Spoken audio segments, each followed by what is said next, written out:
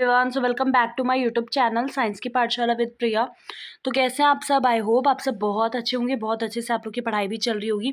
तो जैसा कि आप सबको पता है कि हम लोग क्लास 12th का चैप्टर 3 कर रहे हैं, जिसमें कि रिप्रोडक्टिव हेल्थ के बारे में ये ऑलरेडी हमने शुरू कर दिया। इसके दो पार्ट हमने ऑलरेडी कर लिए हैं। तो बेसिकली हमें आज बैरियर मेथड से पढ़ना है। इससे पहले का अगर आपने नहीं देखा तो आप मेरी प्लेलिस्ट चेक कीजिएगा, मतलब इसी पे क्लिक करेंगे ना, इसी चैनल पे, तो आपको फिर प्लेलिस्ट में जाएंगे। क्लास 12th की पूरी प्लेलिस्ट बनी है, आप उसमें चेक कीजिएगा, आपको मिल जाएगा। ठीक है, अब हम देख लेते हैं। बैरियर मेथड से आज शुरू करना है, तो बिना किसी देरी के शॉर्ट ही रखेंगे इस वीडियो को। मेन चीज़ें मैं आपको समझा देती हूँ जल्दी से। तो देखिए, बैरियर मेथड में क्या होता है कि ओवम एंड स्पर्म जो है, इन्हें रोका जाता है, प्रिवेंट किया जाता है कि ये फिजिकली आपस में मिल ना पाएँ। इनको किसी बैरियर क्या होता है, एक रुकावट, तो बीच में एक रुकावट पैदा कर दी जाती है कि जो ओवम और स्पर्म है वो आपस में मिल ना पाएँ। ठीक है, और ऐसे जो मेथड्स हैं वो मेल और फीमेल दोनों के लिए अवेलेबल होते हैं, जिसमें कॉन्डम्स है जो बेसिकली बैरियर होता है, जो कि आपका पतले से रबड़ का या फिर लेटेक्स शीट का बना होता है, जिसको बेसिकली जो मेल में पेनिस को कवर करने के लिए यूज़ होता है और फीमेल में वेजाइना या सर्विक्स को। और इसका यूज़ किया जाता है जस्ट बिफोर कॉइटस, ताकि जो इजैक्यूलेटेड सीमेन है वो फीमेल के रिप्रोडक्टिव ट्रैक्ट में एंटर ही ना कर पाए। ठीक है, और इससे क्या होगा, इससे जो मीटिंग है स्पर्म और ओवम की वो प्रिवेंट हो जाएगी। एक हमारे पास मेल में कॉन्डम फॉर मेल के लिए एक पॉपुलर ब्रांड है जो कि है निरोध। ठीक है, और ऐसे ही अगर आप देखेंगे तो जो यूज़ है कॉन्डम्स का वो कुछ सालों में, अभी के जो साल है उसमें बढ़ा है रिसेंट ईयर्स में, क्योंकि इसके बहुत सारे बेनिफिट्स हैं। ये जो भी इसको यूज़ करता है उसको प्रोटेक्ट करेगी। जो भी आपके आजकल सेक्सुअल ट्रांसमिटेड इन्फेक्शंस हैं, एड्स है, और दोनों के मेल और फीमेल दोनों के जो कॉन्डम्स होते हैं वो डिस्पोजेबल होते हैं, उसको खुद से इंसर्ट कर सकते हैं, वो सेल्फ इंसर्टेड हैं। इसीलिए ना जो इसको इस्तेमाल कर रहा होता है उसको एक प्राइवेसी मिल जाती है। ठीक है, अब इसमें कुछ एग्जाम्पल्स हैं, कुछ और भी बैरियर्स हैं, जैसे आपका डायफ्राम्स है, सर्विकल कैप्स हैं, वॉल्स हैं। ये बेसिकली ऐसे कप के शेप में होते हैं, जिनको बेसिकली वजाइना वाले पोर्शन में, सर्विक्स वाले पोर्शन में लगाया जाता है। ये सभी बैरियर्स हैं जो कि बेसिकली रबड़ के बने होते हैं, और इनको फीमेल रिप्रोडक्टिव ट्रैक्ट में, ताकि उस सर्विक्स को कवर करने के लिए यूज़ किया जाता है इनको। ठीक है, और ये प्रिवेंट करते हैं कॉन्सेप्शन, मतलब जो मीटिंग है स्पर्म और ओवम का, उसको प्रिवेंट करते हैं बाय ब्लॉकिंग क्योंकि ये एंट्री नहीं होने देते, ब्लॉक कर देते हैं स्पर्म की एंट्री को थ्रू सर्विक्स। ये रीयूजेबल होते हैं, ये जो डायफ्राम, सर्विकल कैप्स, ये सब। एक आपका स्पर्मिसिडल क्रीम्स आता है जो स्पर्म को किल कर देती है एक तरीके से। जेलीज है, फोम्स हैं, इनका भी यूज़ किया जाता है इन बैरियर्स के साथ, ताकि जो कॉन्ट्रासेप्टिव एफिशिएंसी है वो ज़्यादा इंक्रीज़ हो जाए।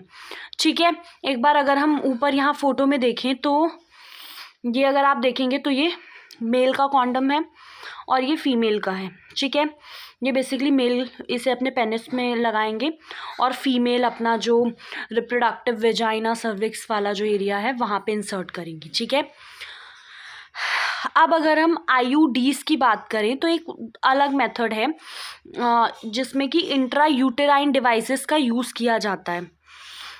इंट्रा यूटेराइन मतलब इंसर्ट करना है यूटरस के अंदर। ये जो डिवाइस है इनको कोई डॉक्टर या कोई एक्सपर्ट नर्सेज हो गई, वही यूटेरस में इनको इंसर्ट करती हैं वेजाइना से होते हुए, वेजाइना के थ्रू। और ये जो इंट्रा यूटेराइन डिवाइसेस होते हैं ये आपके प्रेजेंटली अवेलेबल हैं एज नॉन मेडिकेटेड आईयूडीज़, जिसमें कि आपका लिप्स लूप है, कॉपर रिलीजिंग आईयूडीज़ है जिसमें कि आपका copper T, copper 7 Multiload 375, basically ये कॉपर रिलीज़ करता है, जो स्पर्म की मोटिलिटी है, एफिशिएंसी, उसको बहुत डिक्रीज़ कर देता है। और जो हार्मोन रिलीजिंग आईयूडीज़ हैं जिसमें कि आपका प्रोजेस्टास्टेट, LNG-20। ठीक है, आईयूडीज़ बेसिकली करते क्या हैं, ये जो इंट्रायूटेराइन डिवाइस है इन सब का बताया हो यहाँ पे कि ये फेगोसाइटोसिस ऑफ स्पर्म, यूटेरस के अंदर ही स्पर्म को मारने का काम करते हैं। और जो कॉपर आयन रिलीज़ करने वाले जो हैं वो बेसिकली स्पर्म की मोटिलिटी को सप्रेस कर देते हैं, उसकी जो कैपेसिटी है फर्टिलाइज करने की उसको कम कर देते हैं, उसको सप्रेस कर देते हैं।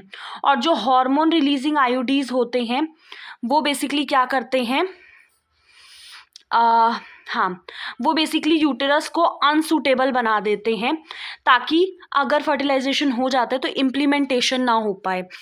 एंड सर्विक्स को हॉस्टाइल टू द स्पर्म, वहाँ पे स्पर्म मरने लगे उनके लिए, वो एक आइडल जगह ना हो। आईओडीज जो होते हैं ये एक आइडल कॉन्ट्रासेप्टिव फीमेल के लिए होते हैं जो चाहती हैं कि अभी प्रेगनेंसी थोड़ा डिले हो, बच्चों के बीच में स्पेस रहे। तो ये बहुत ज़्यादा एक्सेप्टेड मेथड है इंडिया में, ठीक है। और अगर ओरल एडमिनिस्ट्रेशन या फिर प्रोजेस्ट्रोजन और एस्ट्रोजन का कॉम्बिनेशन यूज़ किया जाता है, ये भी एक तरीके का मेथड है जो फीमेल्स के द्वारा यूज़ किया जाता है।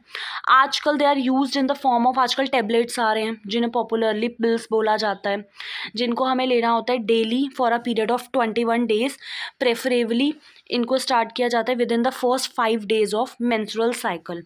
After a gap of 7 days जिसमें कि मेंस्ट्रुएशन हो रहे हैं, फिर उसे दोबारा से सेम पैटर्न में 21 उसमें रिपीट करेंगे जब तक वो रोकना चाहते हैं कॉन्सेप्शन को।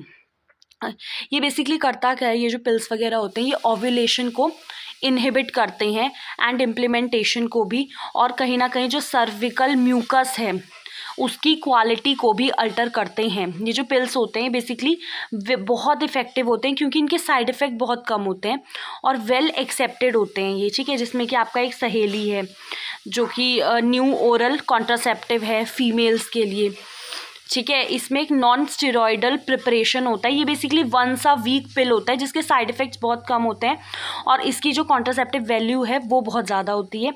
यहाँ से हम नेक्स्ट क्लास में स्टार्ट करेंगे। तो thank you so much. Video पसंद आए तो आपको पता ही, चैनल को सब्सक्राइब करना है। Thank you so much.